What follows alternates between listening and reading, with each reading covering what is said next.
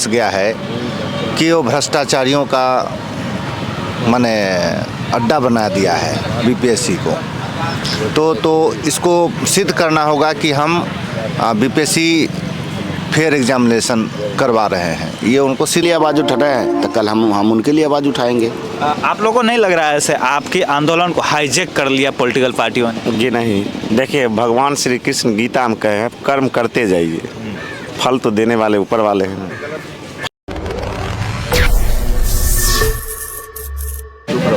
नमस्कार, मेरा नाम विवेक है और हम अभी गर्दनी बाग में हैं। बीपीएससी के छात्र आज लगभग 15 दिनों से बैठे हैं, लेकिन सरकार सुनने को तैयार नहीं।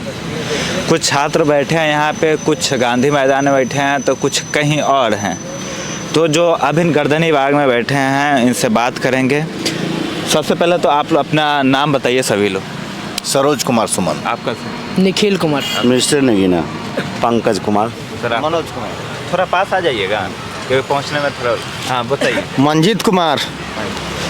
आप लोग लगभग यहाँ 15 दिन हो गए होंगे बैठे हुए? आज 18 दिन है। आज 18 दिन हो गए हैं। 18वां दिन अनशन पे बैठे। उनका नाम सोनू कुमार है। वो अपना जान दे देते हैं इस बीपीएससी के चक्कर में। उसके बाद भी आप लोग ये बात नहीं सुनी जा रही है। अभी आप लोग का मॉरल कैसा है? देखिए, मॉरल तो टूटा नहीं है और मजबूत हुई है। और मजबूत इस बात पर कहें कि हमने ये संदेश दिया है इस बिहार को कि हम भ्रष्टाचार के खिलाफ लड़ने के लिए तैयार हैं। बस मैं यही कहना चाहूँगा सभी नए युवाओं से कि आप भी तैयार होइए, नई आवाज़ बनिए और आइए और आकर के आवाज़ दीजिए। जहाँ है वहीं से आवाज़ दीजिए, वहीं से अपना विरोध प्रदर्शन कीजिए, लेकिन कीजिए क्योंकि भविष्य में आपके साथ भी यही होगा। यही होगा। अच्छा, जैसे पहले जब स्टार्टिंग में हम लोग आए थे तो आप लोगों की संख्या बहुत बड़ी थी, अब धीरे धीरे बहुत कम रह गई है। इसको आप कैसे देखते हैं? क्या टुकड़ों टुकड़ों में बट गए हैं या लोग थक गए हैं? नहीं, थके तो नहीं हैं। हम लोग हमेशा प्रत्येक दिन तरोताज़ा और अलग उत्साह के साथ यहाँ बैठते हैं। तो लड़के लोग बटे ना, कुछ घर चले गए, कुछ अपना जैसे गांधी मैदान में कुछ लड़के हैं और यहाँ भी हैं। 10 से 11 बजे तक फिर लड़का सब उसी तरह बराबर हो जाता है। क्या पहले के जैसे संख्या आप लोग के प्रोटेस्ट में है? अभी तो थोड़ा कम हुआ है, चूँकि कॉलिंग लड़का लोग को करते हैं तो आता है। कॉलिंग अभी उस तरह से नहीं किया गया है, इस कारण कुछ संख्या घटी है। 4 जनवरी का एग्ज़ाम जो बापू सभागार का हुआ था वो हो रहा है आज। क्या फिर आगे की आप लोग की रणनीति क्या रहेगी? क्योंकि एग्ज़ाम आप लोग सोच रहे थे रद्द किया जाएगा, एग्ज़ाम पूरे सेंटर पे होगा, लेकिन बीपीएससी ऐसा नहीं किया और एक ही सेंटर पे एग्ज़ाम दे रहा है। इसको कैसे देखते? जैसे वो सब एग्जाम दे के आएगा तो उस सब का एग्जाम पर डिपेंड करेगा। वो सब एग्जाम ऐसे जैसे उस सब का जैसा जाना चाहिए वैसा ना जाएगा तो वो सब भी यही आएगा। एक मतलब उसमें भी थोड़ा बीपीएससी फॉल्ट रही है, उसमें भी कुछ क्वेश्चन आउट होने का चांस रहेगा तो वो सब भी यही आएगा। देखिए 2 बजे के बाद यहाँ भी फिर भीड़, और बोले भीड़ नहीं है, भीड़ हम सब 3-4 तरफ से लड़ रहे हैं, इसीलिए थोड़ा सा यहाँ पर कम संख्या है। वैसे हम सबका कांटेक्ट है, एक बार बुलाएंगे सब आ जाएगा। 3-4 गुटों में बट गए हैं जैसे भाई कह रहे हैं तो हाँ, एक जगह से 3-4 जगह से सरकार पर दबाव डाल रहे हैं, बटे नहीं है। सब अलग अलग समूह बनाकर दबाव बना रहे हैं। एक ही मांग है री एग्जाम, उसे एक जगह से सरकार नहीं सुन रही है, इसीलिए 3-4 जगह से उसको दबाव डाल रहे हैं सरकार पर। बीपीएससी में आयोग में क्या क्या खामियां हैं जो दूर होनी चाहिए? देखिए, बीपीएससी का मतलब अभी का जो छात्रों के अंदर जो माने संदेश गया है कि वो भ्रष्टाचारियों का माने अड्डा बना दिया है बीपीएससी को। तो इसको सिद्ध करना होगा कि हम बीपीएससी फेयर एग्जामिनेशन करवा रहे हैं। ये उनको सिद्ध करना होगा जो संदेश चला गया है। और सबसे बड़ी बात यही है। दूसरी बात यह है, देखिए जायज़ मांग को लेकर के किया जा रहा है। अगर नाजायज़ मांग होता तब ये बात हो सकती थी। जो माने लड़के लोग का सवाल है कि आप जो बोल रहे थे कि मनोबल टूट रहा है, ये कोई बात नहीं है।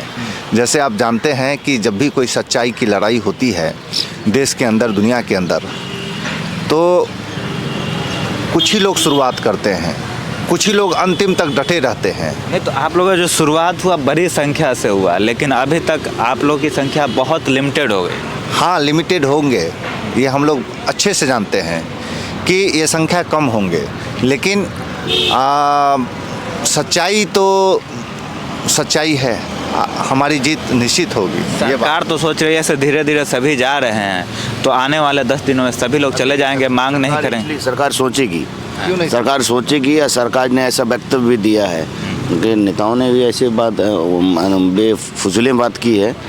तो उन्हें नहीं था ना कि हम बच्चों को हम वो सक्सेस दें, नहीं, उनका नहीं था मनसा, उनका मनसा नहीं था, समझ गए। जो राजनेता आपके पास आ रहे हैं उनकी मानसा क्या रहती? हाँ, उनकी मानसा है कि वो हमें कहते हैं, आश्वासन दे के जाते हैं कि ठीक है आप यहाँ से कर रहे हैं, हम अपने क्षेत्र में जाके करेंगे। उन्होंने जो भी है कि हम आपको मदद करेंगे। हम जो कल एक आए थे, अध्यक्ष आए थे AIM का, तो उन्होंने बोला कि मैं ओवैसी सर से बात करता हूँ और मैं इस बात को सदन में उठाऊँगा कि छात्रों के साथ ऐसे किया जा रहा है, नाइंसाफ़ी हुई है। कुछ बड़े चेहरे आप लोग के साथ जुड़े, उनसे आप लोगों के नुकसान हुआ या फ़ायदे? जैसे प्रशांत किशोर, पप्पू यादव, ये 2 बड़े चेहरे थे और जो बड़े स्केल पे अपना समर्थन आप लोग के साथ जताया, तो ये आप लोग को उससे फ़ायदे हुए हैं या नुकसान? देखिए, फ़ायदा ही हुआ है, फ्यूचर के लिए फ़ायदा हुआ है, जो नई पीढ़ी है उनके भविष्य के लिए फ़ायदा हुआ है और आगे भी होगा। लेकिन जो सत्ता पक्ष में है वो कह रहे हैं से जो छात्रों का है ना, वो यूज कर ले रहे हैं, जो राजनीतिक पार्टियां हैं, चाहे वो प्रशांत किशोर हो या पप्पू यादव हैं, कहीं ना कहीं छात्र अपने हित को साधने के लिए सहारा ले रहे हैं छात्रों। तो आप क्यों नहीं ले लिए? आप भी ले लेने थे, आप भी ले लेते, 2025 में है ना जी, तो आप भी ले लेते। आप कहाँ पीछे हैं? नहीं तो सत्ता में है ना, तो उनका पहले से बना है, इनको सत्ता बनाना है, इसलिए वो साध रहे हैं। अच्छा, एक बात बताइए, सत्ता बना है, 25 में दोबारा बनाना पड़ेगा ना, परमानेंट तो है नहीं, परमानेंट नहीं है ना सर। जब परमानेंट नहीं तो उन्हें भी आना चाहिए था। क्या उन्हें जिता के कोई नहीं भेजा था, डायरेक्ट बन गए थे? हैं, डायरेक्ट नहीं बने थे ना, तो उन्हें भी आना चाहिए था। जैसे बाकी दलों जो भी बाकी दल वाले आ रहे हैं, उसी तरह वो भी आते, वो भी हमारी दुख दर्द को समझते, या हम जैसा थे, क्या नहीं थे, आके समझते कम से कम। अच्छा, एक 2 चीज़ डाउट है, वो हम आपसे कंफर्म करना चाहेंगे। प्रशांत किशोर को लेकर लोग कह रहे हैं से वो कहीं ना कहीं अपना राजनीतिक सेक रहे हैं, छात्र हित में कोई बात नहीं कर रहे हैं। जब लाठीचार्ज होता है तो वो चले जाते हैं, और उसके बाद जब लाठीचार्ज ख़त्म हो जाता है तब आ जाते हैं, लाठीचार्ज से पहले रहते हैं। ये सब आरोप कहाँ तक सत्य है? देखिए, निराधार है, एक्चुअली मिस्टेक हर इंसान से होता है। अब वो क्या मतलब वहाँ पे मिसकम्युनिकेशन हो गया था, वहाँ पर थोड़ा सा बात नहीं हुआ था, इसीलिए थोड़ा सा हो गया था। जो भी है सब आके यहाँ मदद करेगा, जो भी आए सत्ता। कनेक्टिविटी सभी का नहीं हो पाया था। हाँ, वही कनेक्टिविटी, और साउंड नहीं था, माइक नहीं था, कम्युनिकेशन गैप के कारण ऐसे हुआ है, और ऐसे किसी को नहीं लगा सकते हैं, क्योंकि जो भी नेता आए हैं वो हम लोग को सपोर्ट किए हैं। अच्छा, वो अब अनशन पे बैठ गए हैं, बोल रहे हैं सरकार नहीं सुनेगी तो हम अनशन पे रहेंगे। क्या लग रहा है, इससे आप लोगों को कुछ मतलब हित बनेगा? देखिए, इसके लिए मैं PK सर को धन्यवाद करता हूं कि वो हमारे लिए अनशन में बैठे हैं और हमारी आवाज़ बन रहे हैं, इसके लिए मैं धन्यवाद। और आप जैसे कि बता रहे हैं कि ये फ़ायदा ले रहे हैं, तो देखिए, फ़ायदा कौन नहीं लेना चाहता है, नहीं समझे? फ़ायदा कौन भी ले रहे हैं? नहीं, तो ऐसा मैं एक डायरेक्ट किसी नहीं, जैसे कोई भी लेना चाहता है तो कीजिए, कन्वर्ट मत कीजिए।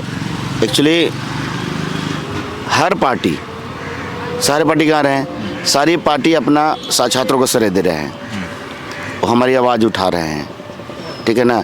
तो बस आज हमारे लिए आवाज़ उठा रहे हैं तो कल हम उनके लिए आवाज़ उठाएंगे।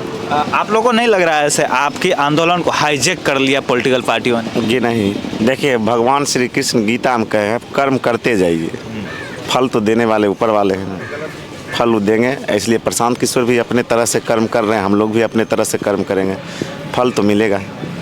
यही आशा और विश्वास के साथ हम लोग डटे हुए हैं, लगे हुए हैं और लगे रहेंगे। कर्म वो अपने लिए कर रहे हैं या छात्र हित में कर रहे हैं? छात्र हित में कर रहे हैं और इसका बेनिफिट उनको भी मिलेगा। अगर सफल हो जाते हैं तो उनको भी बेनिफिट मिलेगा। जो अभ्यर्थी हैं बीपीएससी के 4 लाख समथिंग हैं, उसमें कुछ बाहरी भी होंगे, लेकिन लगभग 3 लाख प्लस होंगे जो बिहार से होंगे। क्या वो 2025 में उनके साथ जुड़ेंगे? ज़रूर जुड़ेंगे, क्यों नहीं जुड़ेंगे। वो जो छात्र हित की बात करेगा, युवा की बात करेगा, युवा की प्रगति की बात करेगा, उसके साथ सब खड़ा रहेंगे। बिहार का एक छवि बना हुआ है ऐसे, हमेशा बोले उसे कुछ भी हो जाए कास्टिज्म की राजनीतिक होगा। तो 2025 आते आते ऐसा ना हो कि जो छात्र का मुद्दा है वो कन्वर्ट होकर जातीय मुद्दा बन जाए, ऐसे वो मेरे जाति के हैं, वो मेरे जाति के हैं, और फिर जो छात्र का मांग है वो ख़त्म हो जाए। जी नहीं, वो तो एक अलग चीज़ है, वो तो आज से नहीं, सदी जब से भारत आज़ाद हुआ है तब से। लेकिन बिहार पे ये ज़्यादा बना रहता है ऐसे, बिहार में कास्टिज्म ज़्यादा। इससे एक अलग मोड़ लेने जा रही है, एक अलग मोड़ लेने जा रही है जो अभी उसका कोई अंदाज़ा नहीं लगाया है जो होने जा रही है। एक्चुअली बिहार एक अलग मैसेज देगा। नहीं, पूरा भारत की बात कर रहा हूँ, एक की नहीं, पूरा भारत की मैं बात कर रहा हूँ। बाद में अभी दिखाई नहीं दे रहा है, वो चीज़ दिखाई देगा। ये आप क्या समझ रहे हैं? ये जो बीपीएससी इतना करने के बाद, लाठीचार्ज करने के बाद कैंसिल नहीं हुई है, इसका प्रभाव नहीं जानते हैं क्या होने वाला है। क्या होने वाला है? कोई सत्ता में रह के कोई पार्टी इतना करने के बाद भी अगर वो कैंसिल नहीं कर रही है, इसके पीछे कुछ न कुछ कारण है, कुछ मकसद है। इस मकसद का फ़ायदा सीधे चुनाव से जाता है, ठीक है। नीतीश कुमार को जब भी मतलब डीएम का, डीएसपी का आता है कोटा, तब भी ऐसा ही होता है। आखिर क्यों? कुछ वीडियो हम लोग देखे हैं से प्रशांत किशोर जी भी बोले हैं से 30 लाख से लेकर 1.5 करोड़ तक बीपीएससी अपना सीट बेचता है। कहाँ तक सच्चाई है इसको? देखिए, ये जांच का विषय है और देखिए कुछ जैसे कि हाई कोर्ट ने 64 बीपीएससी में जब हुए कंसर्न हुई थी तो उस टाइम ये वर्डिंग आया था, हाई कोर्ट का वर्डिंग आया था कि जो उसमें जब एग्ज़ाम होती है ना तो नंबर बेसिस में आगे पीछे किया जाता है, किसी को कम दिया जाता है, किसी को ज़्यादा दिया जाता है। एक कोर्ट जो जांच किया था उसमें पकड़ा गया था। ये आप देखिए न्यूज़ पर भी है, आया हुआ है, ये चीज़ नेट पर सर्च करेंगे तो आपको मिल जाएगा, ये चीज़ है। तो कहीं ना कहीं सब जांच का विषय है, सब जांच का विषय है। अच्छा, जो लाठीचार्ज हुआ काफ़ी सारे लड़कियों पे हुआ है, जो देखा जाता है ऐसे लड़कियों को दौड़ा कर मारा जा रहा है, क्या ये नैतिकता को दर्शाता है? कभी नहीं दर्शाता है। आप भी पत्रकार है, 4th पिलर ऑफ इंडिया है, तो आप भी इस चीज़ को जज कर सकते हैं कि कोई अगर अपनी हक की लड़ाई लड़ रहा हो, अपनी हक की बात कर रहा हो और वहाँ पे कोई भी एडमिनिस्ट्रेटिव के लोग आकर के अपनी बर्बरता को दिखाते हैं जो वो खुद इसी एग्ज़ाम के थ्रू गए हैं, तो ये नैतिकता कहाँ से आ जाती है? ये तो आर्टिकल अपने फंडामेंटल राइट के अधिकार को छीनने वाली बात हो गई। छात्राएं बड़ी मुश्किल से घर से बाहर निकलती है, उसके बाद लाठी चार्ज होता है, तो कहीं ना कहीं पेरेंट्स के मन में तो ज़रूर आएगा, खासकर बिहार जैसे राज्यों में, कि लड़कियों को बाहर नहीं निकलने दे, पढ़ाई में नहीं भेजे, प्रोटेस्ट में जाएगी तो लाठी खाएगी, फिर समाज में शिकायत होगा, बहुत सारे चीज़ें समस्याएं आने लगेंगी, क्योंकि बिहार में शादी के लिए बहुत तरह तरह की समस्या सोसाइटी में आता है। ये रियलिटी है, हम इससे मुकर भी नहीं सकते। तो क्या लग रहा है कि छात्राओं जो लड़कियां हैं उसका समर्थन मिलना कम होगा?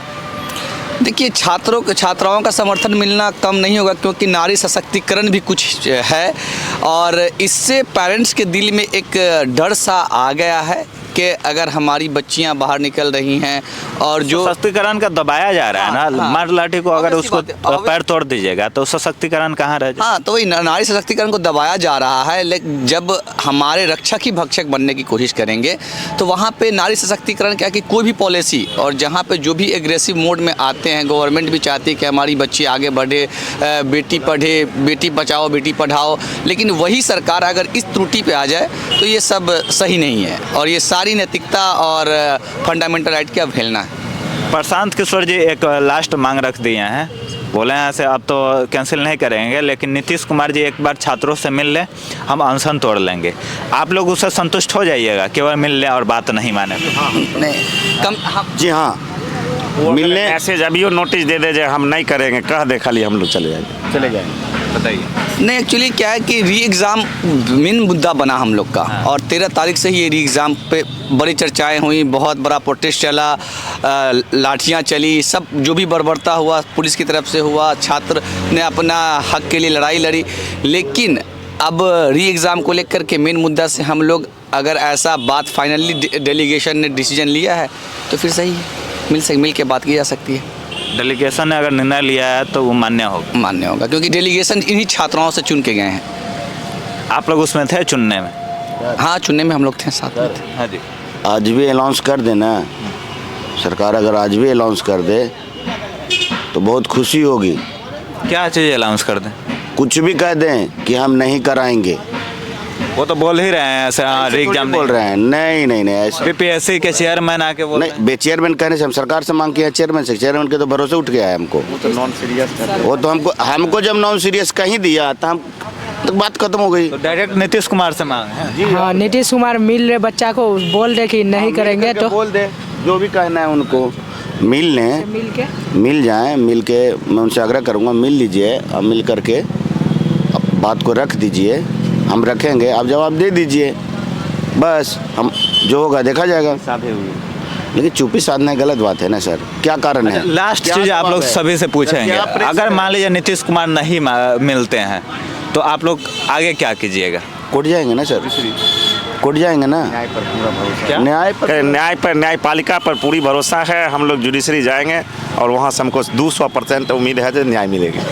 अभी ही क्यों नहीं जा रहे हैं जो इंतजार कर रहे हैं? आज का एग्जाम का इंतजार कर रहे हैं ना सर। कोर्ट बंद है अभी, सॉरी, कोर्ट हाईकोर्ट बंद है। हाईकोर्ट बंद है। बंद, सॉरी, बंद है हाईकोर्ट। तो हम लोग गर्दनी बाग में थे और छात्रों से बात किया, क्या क्या कंसल्ट थे वो सभी चीज़ रखें, और आखिरी जो मांग है जो नीतीश कुमार जी से मिलने का, उनका निर्णय क्या रहता है, इसलिए इससे कोई छात्रों का मतलब नहीं है, मिल लें और मिल के अपना फैसला सुना दे, ये सभी लोग उसको मान्य होगा।